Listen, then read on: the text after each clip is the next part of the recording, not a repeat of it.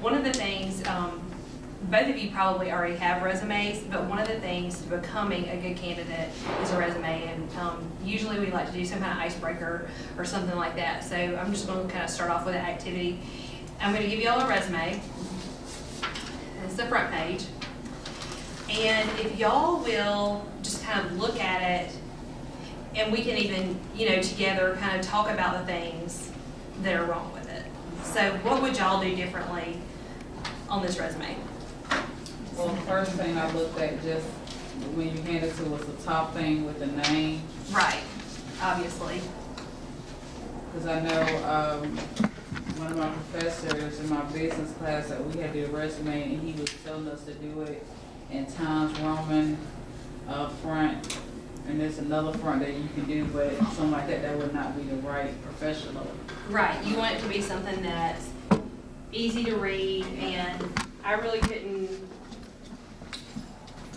I got this obviously from another career center, and that's their mascot. But I would probably have to hold it up a little bit to actually read it. So you definitely don't want that. Anything else?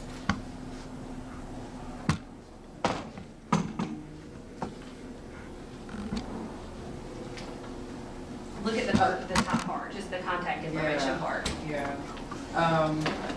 The email address, I was taught in high school, you don't use the email, just use your first and last name when you're putting on the resume. So typically, and even your Shelton email address, you can use your My Shelton email address for up to a year after you take your last class.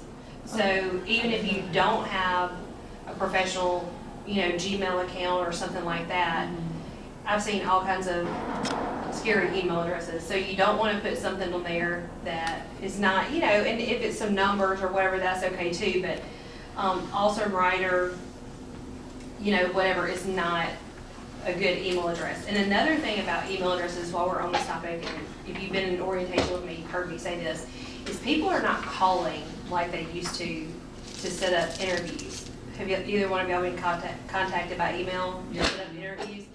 That's the way, probably 3 years ago, that kind of shifted. And so instead of calling everybody for an interview, people are now emailing, and you just click on a link and you pick the time you're going to go, and that saves HR and everybody a lot of time. So if you're just sending somebody a resume and it's not in an application, be sure you're typing it in correctly and you don't type your name, transpose a letter or something, because then they wouldn't be able to get in touch with you. So the email address is probably one of the most important things on a resume right now. Still on that top part, what about the phone numbers?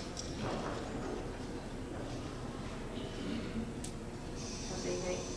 What you want to put, which one is your cell, or that? Yeah, so I would say either indicate which one is your cell and which one is your home phone number, or my suggestion would be just put one.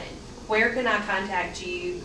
Where's the most likely place I'm going to be able to contact you? And for most people, that's their cell number, not their home. If I called your home phone number right now, if you even have one, a lot of people don't even have one anymore, but if you have one, who's going to answer? Right.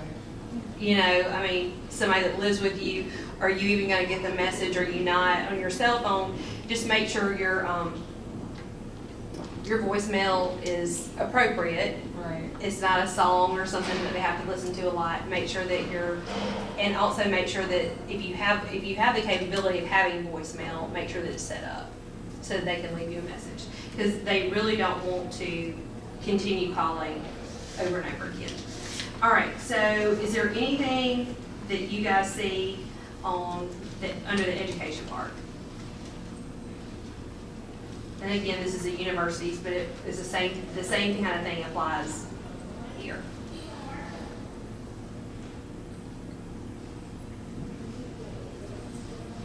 I was thinking what if you don't know what MU is? Right. Yeah. You want to write out, you don't want to abbreviate necessarily. So MU here is University of Missouri. This is who I kind of got this example from.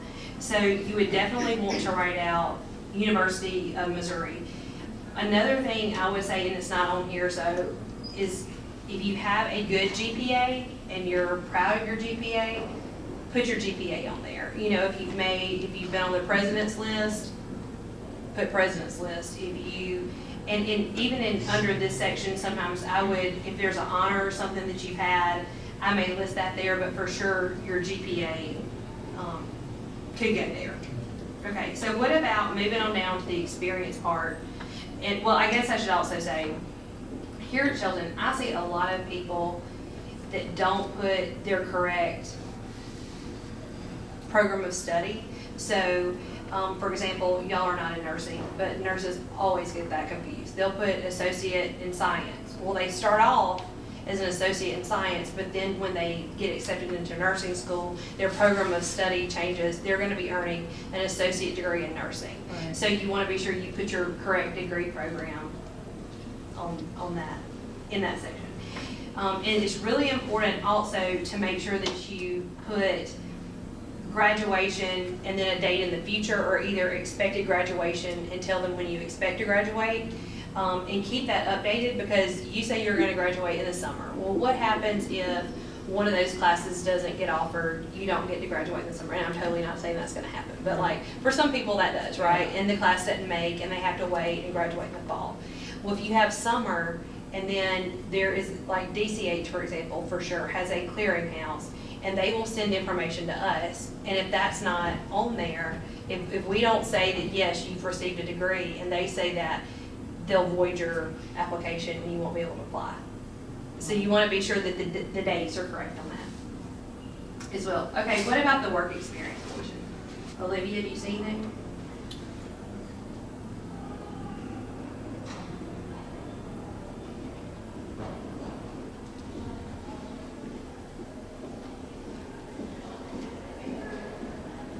So one of the first things I would say is that you always want to start with the most recent job you've had first. So list them in that order. So the job that you have the most the most recent experience with, you want that to be at the top, and then move on down from there.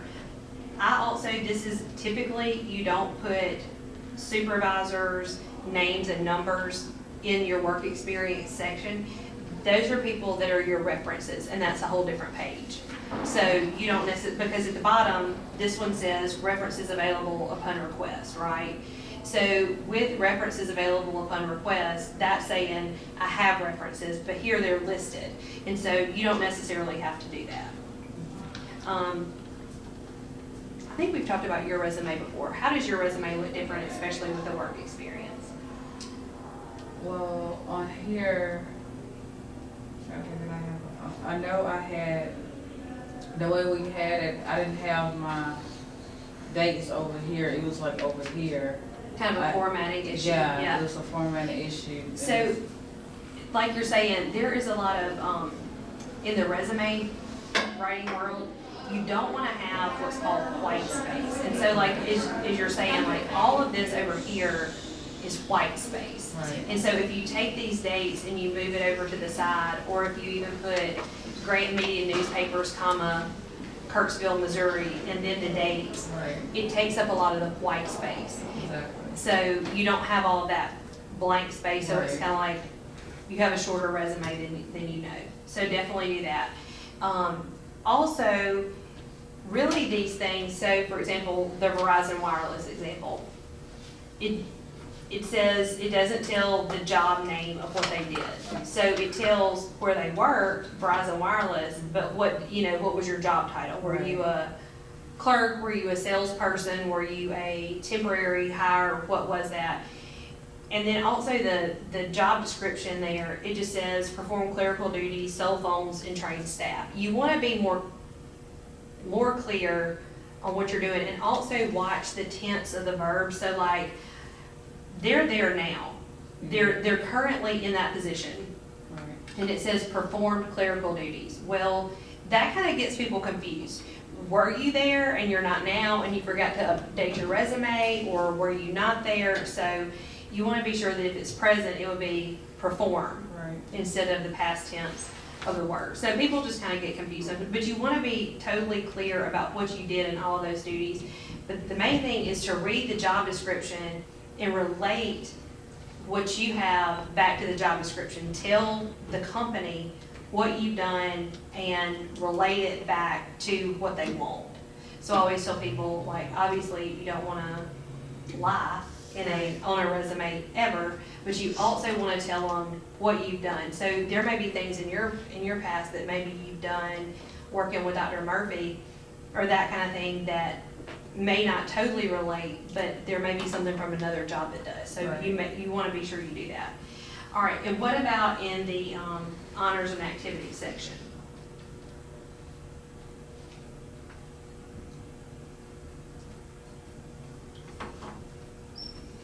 I was gonna let you have a chance. Yeah. Yeah. Oh, the abbreviations. Yeah, the abbreviations, right. So you always want to be able, because MSA may be something that we use here, like PTK is, Honor Society here. Well, PTK is something that we know what it means, but does the person that's hiring you know what that means? Exactly. And you want to be sure to say that. Is there anything else about that you would add? I'm not sure. I would probably say some dates too, because Yeah. sometimes people don't know exactly when you did these, are these things that you're still holding on to from high school, or are these things that you actively sought out and got involved with while you've been in college? Some things overlap, so you want to be sure about that. Obviously, you want to work on, and it's kind of going back to the formatting issue that you said in the white space. Also on this resume, you'll notice that the headers are not like education, work experience, and honors and activities. It's not real clear, but they're not all the same. They're the same font, I think, but maybe not the same Number. number.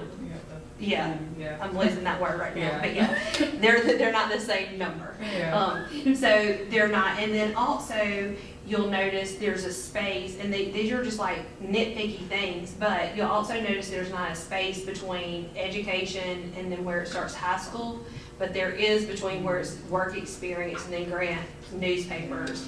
And so, not that those are big deals at all, but those are just some things that you may want to. And on the back of this page is another resume that someone has kind of helped them with. And so all the things that we talked about on the front page are kind of updated and redone to kind of reflect that on the back page. Obviously I didn't notice this until right now, but you can see on like the third bullet under customer service experience, you can see that they have a little typo there. But one of the things I'll say about resumes is you want to be sure that you look at, sometimes when you're so into getting your resume together, you're so into it. And so you want to be sure that you look at it, I'm happy to look at it, I'm sure whoever you're working for, your instructors, there are lots of people, get people in your community, people that live with you, whatever, to look at it, because you want it to be as perfect as it can be. So misspell words, and I'll be honest, I'm not the best speller, so if you bring it to me on a jump drive, I'm gonna put it in my computer and make sure Word's not catching something. I'm gonna catch some things, obvious things, but not all things. So you wanna be sure definitely about that. Here you can see where they've taken the MSA and broken that out into what it means. So this is a good example for y'all to take to kind of model your resume by. Another thing about resumes, while we're kind of on this topic, is you don't ever want to, your resume, when you upload it, you want to be sure it's in a PDF format so that it can't be changed. Okay, so when you upload it to any job site, make sure that it's in a PDF format. Not that anybody would necessarily do that intentionally, but they may, and so you want to be sure that. So I do have a couple of slides that I want to go over with you, and then I also have a little interview activity if y'all want to do that. Okay? Do we keep this? Oh yeah, you can keep that for sure.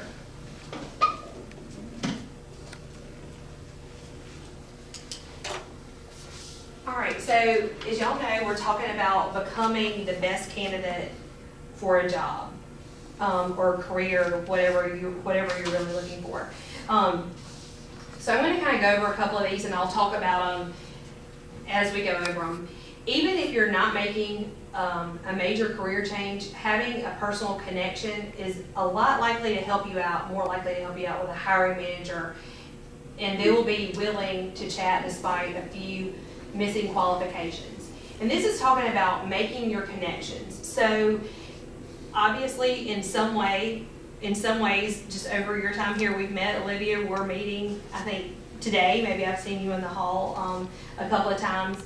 But the main thing to getting a job, to being a good candidate, one of the major things that you can do, other than obviously having your resume together, having a good interview, and we'll talk about that a little bit later, is to have connections. So there are a lot of people here that have connections different places. So for example, DCH is somewhere that has just really needs us, because we have nurses, we have people that are going into the hospitality industry, office administration, those type fields. And so they come to us and say, hey, I'd really like to hire your students. I cannot get you a job at DCH, but if you want a job at DCH as a patient care assistant or to work in the cafeteria, those type things, if you get me your resume, I will send it to a hiring manager and at least let them know, this student came to me, I know they want to work with you, and your name at least kind of gets brought to the top a little bit. They at least maybe get an interview, those type things. For example, with you, Dr. Murphy, she is very connected in the world of physiology in Tuscaloosa, from the University of Alabama to all of the facilities, all of that kind of thing. And so she's a very good resource. Use her while you're talking to people that you've worked for her, mention her name, get her to make phone calls on your behalf if if you have shown her those kind of things. Same thing with the, English department. If you're looking at scholarships, to get in clubs, to be ambassadors, when you move to, where are you transferring to Montevallo. So there are even people here that have gone to Montevallo that teach there. So to kind of reach out to your instructors and kind of tell them, hey, this is where I'm looking at going. Do you know anything that I can get involved in at that point? Make sure to make it easy as possible for that person to recommend you. Besides being a great employee, this means having some easy materials such as a resume that we talked about today in tip-top shape, so that that person can send it along to his or her contacts. That's what I was talking about. When somebody comes to me, usually I'm asking them for their resume so that I can go ahead and send that along with some kind of recommendation, saying that they're at least a student here. If you don't have a connection, this is the best time to do that. Do it while you're in school. Get to know everyone you can, from instructors to people who manage student success seminars. Anyone you meet, your advisors, they all know lots of different people. So especially in the technical world, typically the way people, and I consider your program of study, I'll say, hey, how are you? How are you? I'm good. I consider your program of study kind of a technical program as well. They're very connected with the people in that industry. So it's very easy for them to help get jobs. And one of their ways they recommend it, if you see that second bullet point, says make it as easy as possible for that person to recommend you. What all does that mean? You have to really show professionalism around the people that you work for, especially if you're doing work study. Because your boss looking at that, if you showing that you're professional and mature when you graduate from college, when you try to apply for a job, they'll say, oh, well, they did a good job, they did their job, they didn't play around. And so that's what make it easy for them to recommend you to that person. Absolutely. So being on time, doing a good job, not being on your phone the whole time, being there when you're supposed to be there. If not, at least calling in. A lot of people, that's a crazy thing that people don't know. Hey, call your supervisor when you're not going to be there. Do the little things that really don't take any skill at all, just the little things. The soft skills are the things that really make people stand out. Okay, so So one of the things I'd like to tell students is look beyond the obvious skills and experience. Even if you're slightly underqualified for a job, there may be a reason why. And so instead of shying away from the skills and experience that make you different, find ways to spend them to your advantage. So at one point we had a girl that played softball at the University of Alabama that was here. She graduated from there, I think, but anyway, ended up coming back after she finished her softball career here because she wanted to go into nursing. And so she was here for that. Well, under the experience portion, she wasn't able to be a work study. She wasn't able to really have a job outside of, because she traveled so much, because she was an athlete. So her resume looked a little bit different. So the way that she spun that was, teamwork, being able to, live and be with other people, the work she put in to be the level of player that she was, those kind of things. And so that is all part of experience, but it may not be necessarily work experience. So she may think, oh, well, most people that apply for nursing school have some sort of, maybe they are a PCA at DCH, or maybe they have experience working in a nursing home or something. They have some kind of experience working with patients. Not all of them, but a lot of them. But her experience was different. So don't discount any experience that you have. So maybe a casual hobby has even given you real experience the company is looking for, even though it's not something you've been paid to do before. And so one student that I had a hobby for photography. And one of the things that after kind of talking with them and an employer, the employer wanted someone who could do graphic design. That wasn't their specialty, but photography was. But one of the things they thought about that candidate was that they had an eye for like visual design. Like they had some kind of eye for the creative. And so they were able to take that hobby and turn it into something that the employer wanted. So the employer wants that. Look for one thing that people often overlook, and I know that I've talked about this in other classes with y'all, but is volunteering. So some of you, again, I know a lot of athletes they can't work. Some people can have work experience. Others may not be able to work because maybe they're caring for a relative or whatever the case may be. But always have something to put on your resume, whether it's volunteer hours, work hours, you're an athlete, sports, whatever the case may be. Be sure 85% of hiring influencers are looking over resume pitfalls, and when an employee includes volunteering on a resume, it really does stand out, but only 30% of resumes actually include volunteer work. And a lot of people don't really think of things like keeping the nursery at church, or those are volunteer things. Those are things that you're doing, but you're not being paid to do. And so a lot of students think, oh, well, I don't really do that. But you are volunteering, you're doing things. I'm sure most of you, maybe you're involved in something here at Shelton, and maybe you're doing something as part of that club, as part of that organization that you're not paid to do or is outside of your work scope. Those are all volunteer things that you do here for Shelton.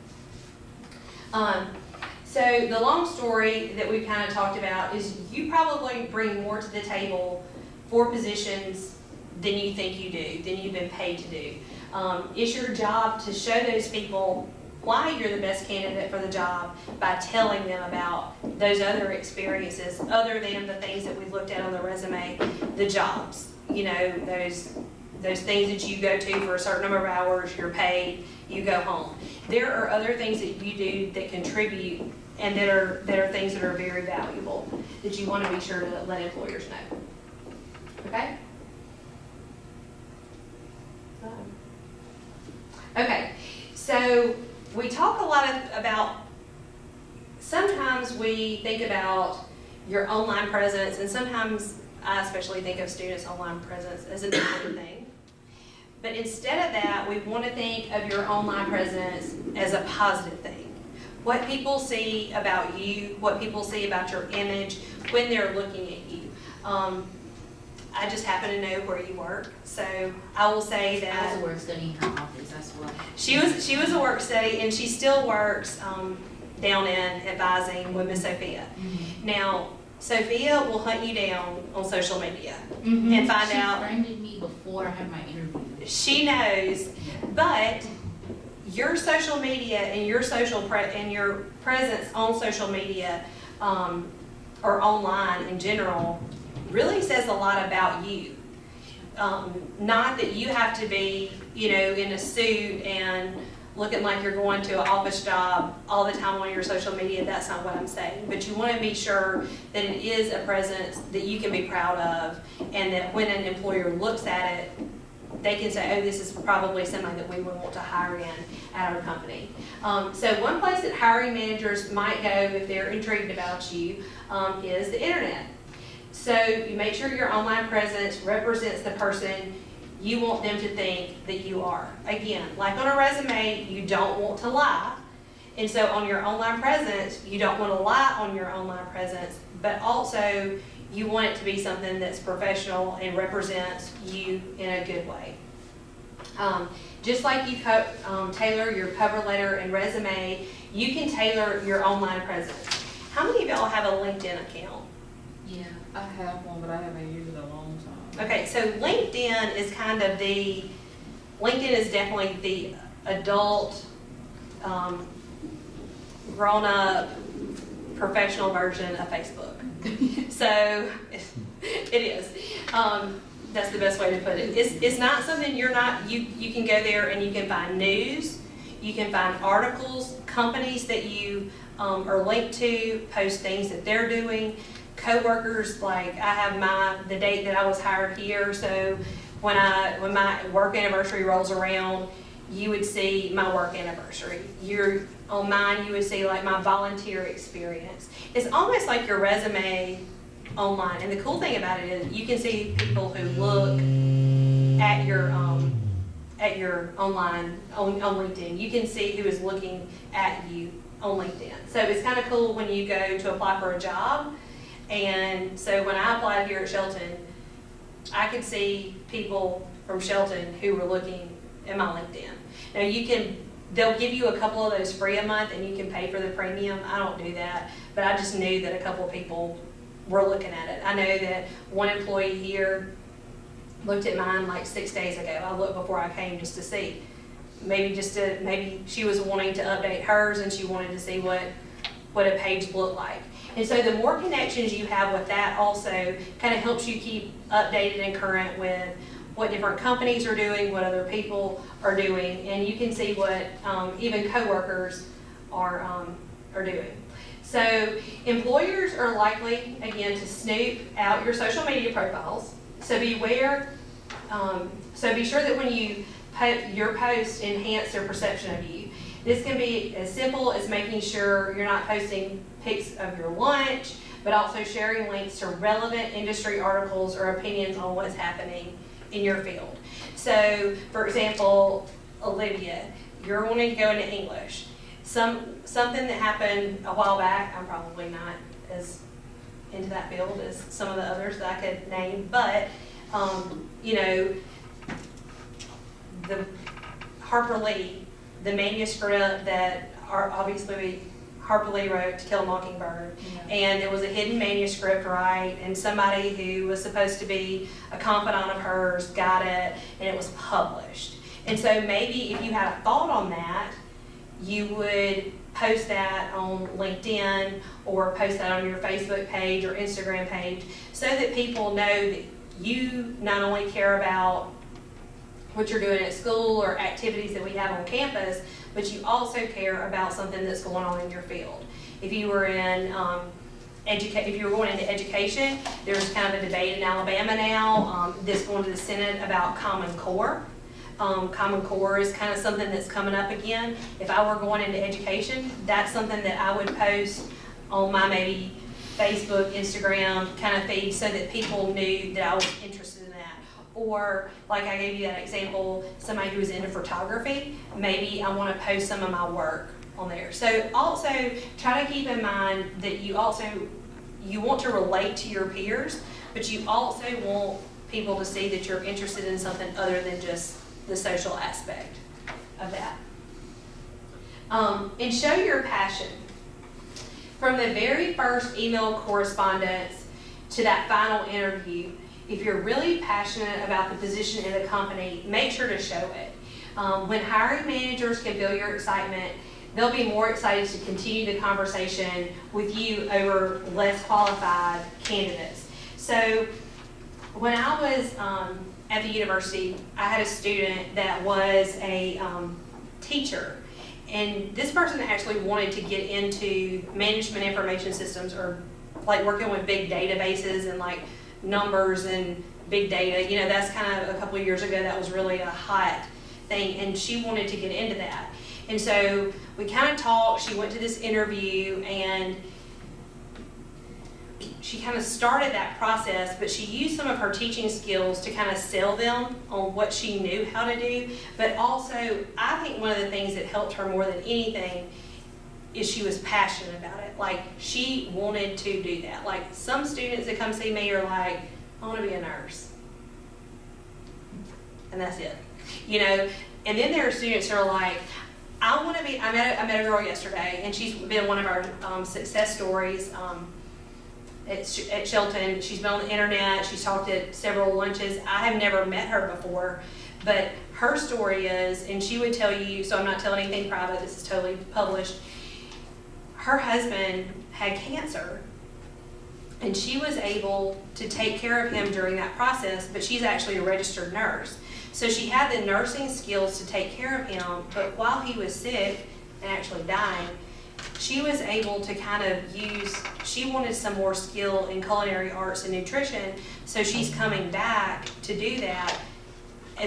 She is passionate about finding, you know, sometimes when people are sick, when they have treatments, that kind of thing, it changes their taste buds, it changes what they like. Maybe they like something salty one day, maybe like something sweet, maybe they like that mixture. So she's coming back, she's abandoning being an RN, she's going to use that training later, but she wants to put those two together, and actually already has an offer from a hospital in Mississippi to work with their oncology department to help people with nutrition and that kind of thing. So she's truly passionate about it, and not that you have to have something that dramatic, have a story, but you need to be passionate about what you're going into. Again, we're all going to work every day, most of us, unless we have some rich uncle that leaves us like a couple $1 million, right? So we're all going to be going to work every day. So you want to be passionate about what you do. And so that's one way to be a good candidate for a position, to know your passion, know what it is, but to also be able to showcase that passion. And I will send this last slide to all of you guys. It'll come up. But what I was going to tell you is there's kind of a checklist for students that I like to go through just to kind of tell them. Okay. So one of the things we talked about today was a resume. But submit a resume that's focused on accomplishments. That's one of the things we talked about. Submit a resume that showcases the things that you've done and how you can help that company.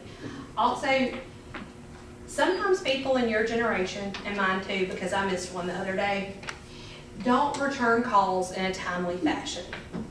I totally didn't check voicemail, and I just let a call go to voicemail the other day because I was in the middle of something else at work, and it was because they needed one of my children to come to the dentist at a totally different time. Thank goodness it was not like somebody offered me $1 million for my services to come and help their company with career development. But be sure that you're doing that. I think a lot of times people, especially that are younger than I am, rely a lot on text, not necessarily emails, or, you know, when you get that phone call, if it's a number you don't know, you're like, I'm mad about it too. Yeah, I don't answer. If I'm not expecting a phone, like if I'm putting in resumes and stuff, okay, I'm gonna look at it. But if I ain't expecting a phone call, Right. and you're not just calling, that's a quick decline. Oh. If you don't leave a voicemail, I'm not gonna call you. Oh yeah, I'm totally not either. But be sure that, especially when you are job searching, maybe even if you don't answer the phone, make sure that they're able to leave you that voicemail like we talked about earlier with the resume, and return those calls in a timely fashion. You know, if you're in class and they call, wait until after class, but maybe walk out to your car or a quiet place on campus and go ahead and make that phone call and return that call that day if you can. Make yourself readily available for interviewing, especially when you are a candidate for jobs. Don't say, oh, well, I can't that day, I have a hair appointment. You know, rearrange that hair appointment, call your girl and say, I gotta get in there early, I have this appointment. So make yourself available for interviewing. Sometimes that's a hard thing to do, but students sometimes get consumed in, I've got this appointment or whatever the case may be. A lot of times, especially in the technical area, I will see students that have that issue and they'll say, oh, well, I have a lab that time, or what. If you talk to your instructor and say, hey, I've got to be out because I've got an interview for a full-time position, more than likely they are gonna be able to work around that for you. Always be on time for appointments. If you're not on time for your interview or for an appointment that you have with somebody, probably it's not gonna work out so well for you, because if you're not on time for that, you're not gonna be on time for your job more than likely, unless there's extenuating circumstances. If there's a horrible accident and you've been on, and with all the construction, there could definitely be that. But you wanna leave in plenty of time that, you know, you're not late. But if something does happen, be able to explain that. And one thing I'll also say is sending a thank you note after an interview is very important. So back in the olden days, we even, this will really tell you how old I am, but when I graduated from college, we had to print our resume and a cover letter off, and we sent it in an envelope with a stamp to people. You people will never do that probably in your lifetime, because how do you apply for jobs? Online. And they want that. Most people, unless it's a smaller company, even smaller companies, they want you to upload your resume, they want you to fill out an application and upload your resume or other supporting documents. Most of the time, you are not going to do anything like that. Back in the olden days, also, you were to handwrite a thank you letter and send it. Now, that's appropriate, but also an email thank you note, just for their time, is appropriate. Sometimes it's hard to get those email addresses if you don't already know them. So I would suggest, you know, like if you walk into one of our offices, our cards are all kind of sitting there. Ask the person at the front desk if you can have, you know, get her or him to help you to get the cards of the people that you met with, so that you'll have that information. They'll gladly, most of the time, help you with that. But so if you don't know their email address, that's a good way to get it. But or even ask them for a card. May I have a card before I go at the end of an interview? But always be sure that you ask for that, and that you write a note to thank them at least for their time. And that goes a long way in showing the kind of person that you are too. Okay. All right. So that's kind of a very basic checklist, and also ways to become a good candidate for a job. So the final thing in talking about interviews is interview skills. So do any of the two of you want to be candidates, pretend candidates in a kind of simulation? Okay. Okay. So we're going to talk about some skills and how y'all go about that. So let's see. You ask the questions. Okay. And I didn't read 2 copies of this, so I should have. So you're going to read the questions and then you're going to read the answer, okay? So y'all have to kind of sit a little bit closer to each other. Okay. So this is her, right? Yes. Or this is me? No, that's you. Okay. Good morning. My name is Kai, and I'll be here conducting your interview this morning. Please have a seat. We're interviewing you for a position of a restaurant host. We are looking for someone with good customer service and communication skills. We're looking for someone who is dependable, who gets along with others. This person is to be the first person who greets our guests when coming into a restaurant, so it is very important that a host makes a good first impression. Did you bring a copy of your resume? Yeah, it's in here somewhere. Now, tell me a little about yourself. Well, I have been a bit off the beaten path for a while. I collect tattoos. In fact, my goal is to get one from each of the 50 states. I already got a pretty good start. See? What are your strengths? I'm a good conversationalist. I can talk about any subject. Never a dull moment when I'm in the room. What are your weaknesses? Well, I can't think of anything. Oh yeah, I have a weakness for Rocky Road ice cream. I bet I could eat an entire gallon in one sitting. I also like to sleep late.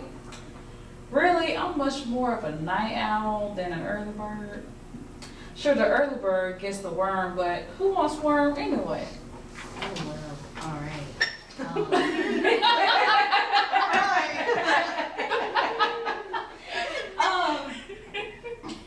I noticed that you said that you got a criminal record on your application. Can you explain a little more about that? Sure, I got busted for bouncing checks and a couple of other money-related problems. I should have gotten a deferred sentence, but I got a bad judge. Anyway, I did my time. Why do you want to work here? I figure I'll be able to get free meals if I work for a restaurant. Tell me about your most recent job. I haven't worked for 3 years. I worked at a video store for a Why while. did you leave your last job? Like, I didn't see eye to eye with the manager at the video store. Sometimes customers were pretty rude when they didn't have a video they wanted, and my manager expected me to be nice to these people when they clearly didn't deserve it. Let's just say I love by mutual agreement. do you have any questions for me? Do your employees get free meals?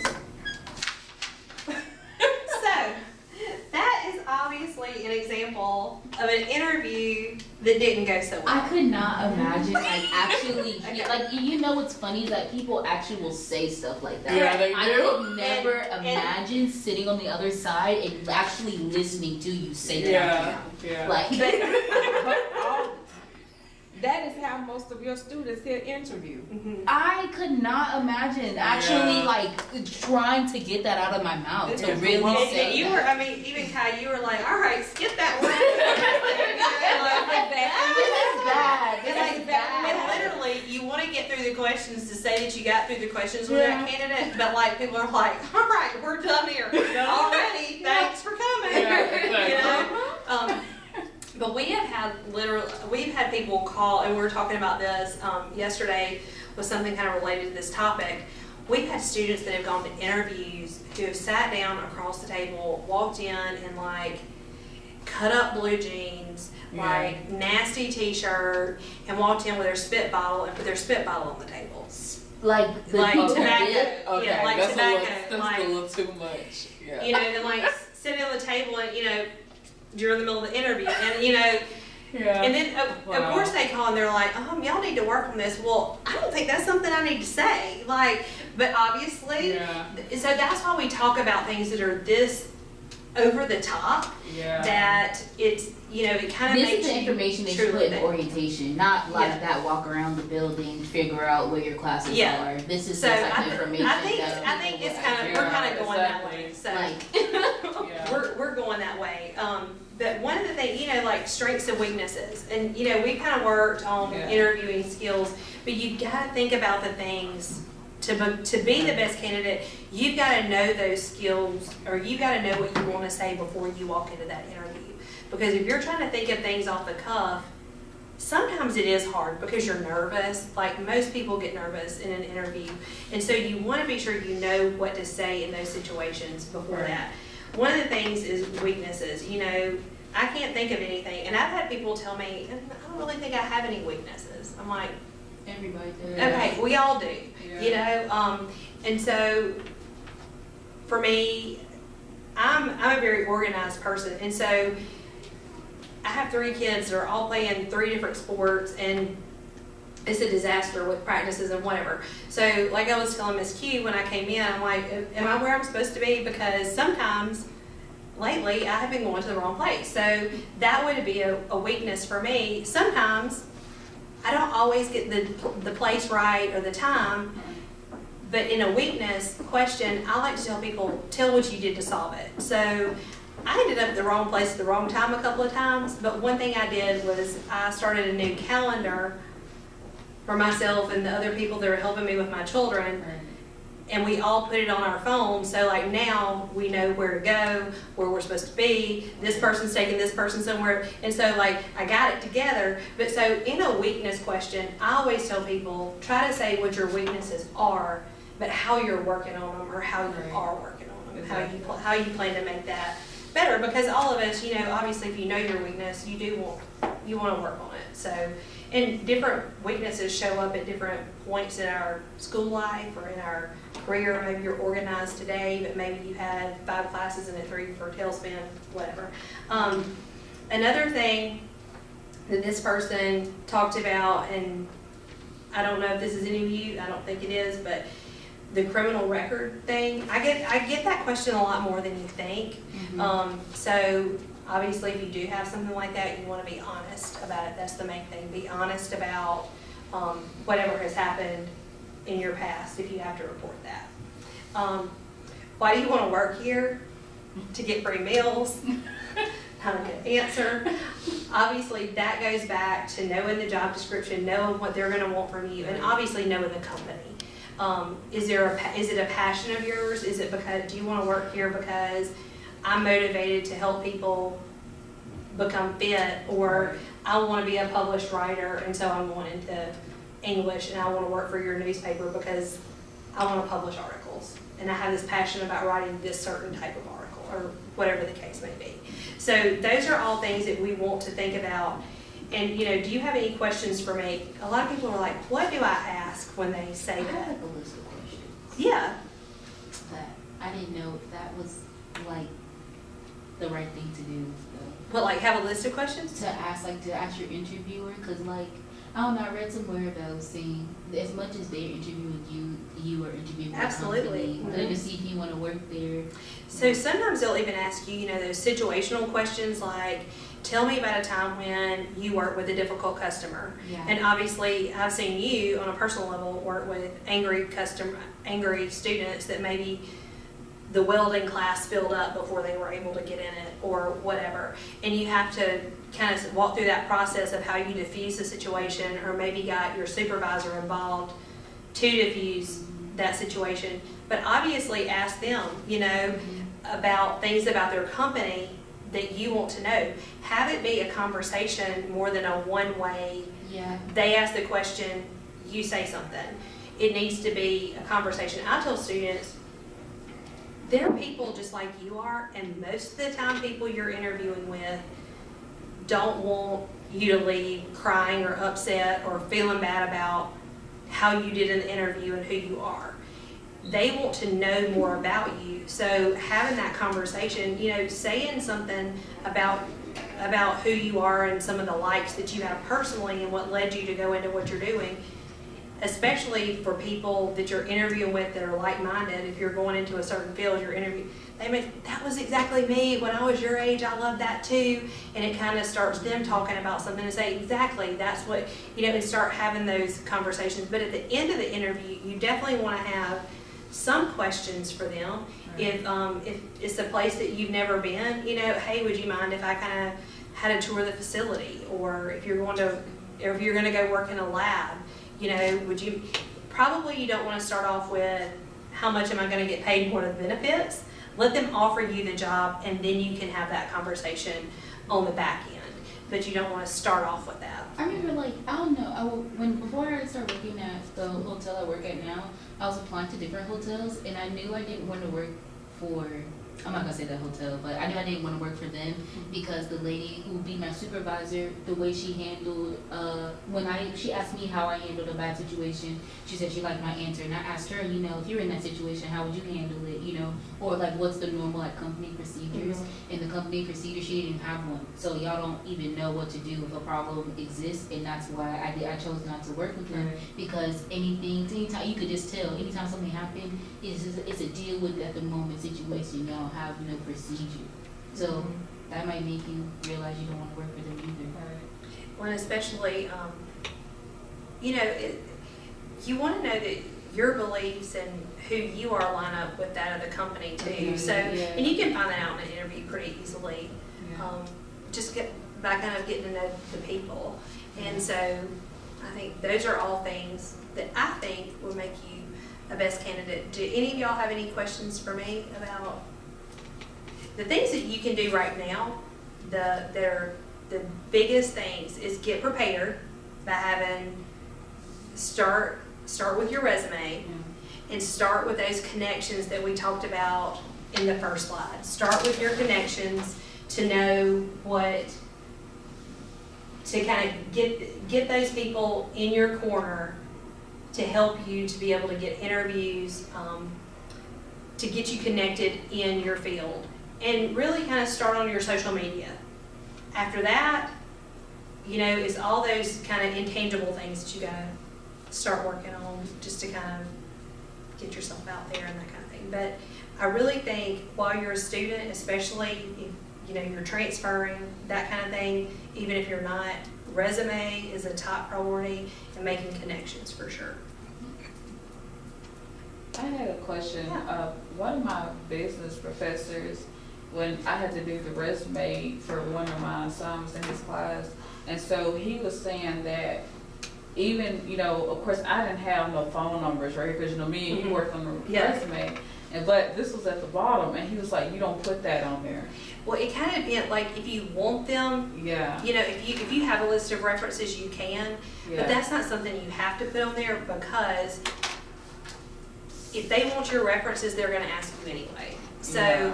that's kind of if you leave it off, it's fine because if they want, if they're gonna call references, yeah. then they're gonna ask you for that. Okay, But it's kind of a bonus. Some people put it on it, some people don't. It's Yeah. definitely not something that's required because they're gonna ask you that. Yeah, because that what he was saying. He was like you don't put reference available upon request because they looking at like you're trying to hide something or whatever.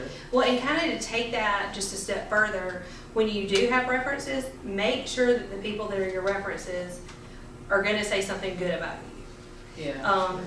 I've called people before and they didn't necessarily say the best things. So Wow. if you're, I thought that was illegal. Is that not illegal? well, How does that, what is that? people can say that. If you find out about it and you know what they say, that can be a thing. But truly, what a company can ask is, would Kai, like if somebody called me, you would work for me, I fired you. Somebody calls me, really the only information legally that I should be giving them is, would Kai be eligible for a rehire with your company?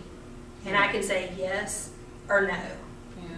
And so, yes meaning she left on good, I mean, and you would be eligible for rehire. Yes, you left on good terms, those kind of things. You gave a 2-week notice, all the things that are required by our company for rehire. No would be, you know, at DCH, for example, if you were late for a certain number of times or that kind of thing, or if you're fired at DCH, you can never be hired there again, even if it's for something minor. And so that would be a no. Yeah. So, but some people feel the need, if they feel that strongly about that person, Yeah. they can't hold it in. They gotta tell Yeah. it. And so sometimes they do tell those things, Yeah. but they really shouldn't. Okay. Yeah. But I mean, we only gonna know if that person came back and told us, and they not gonna do that. Mm-mm. Exactly. So typically you wouldn't. I actually did have a friend that put another friend down as a reference, and they had worked together on something at church, and then she told her, I'm like, you know, and she had kind of seen a side of her that was not, did not put her in the best light, and then Yeah. she told her that I'm like, Yeah. but she wasn't a previous employer either. She was just kind of a character reference, so I guess you can get away with it a little bit more, but an employer typically, if they call here, I guarantee you, our HR department is gonna say, yes, we could hire them back, or no, we could not, based on our policy. Yeah. And they're not gonna give you information like, why do they, you know, they left because they failed a drug test, or they left because they were late all the time. They're not gonna get that, Okay. typically. Yeah. Any other questions? I do have a question for Okay. you about the resumes. Okay, so when I when I had my interview for the part-time position, I brought my resume. One person who was more, he has an MBA, and he told me that my resume was too flashy, like I had like font and stuff, like Yeah. to make it like look pretty, I guess.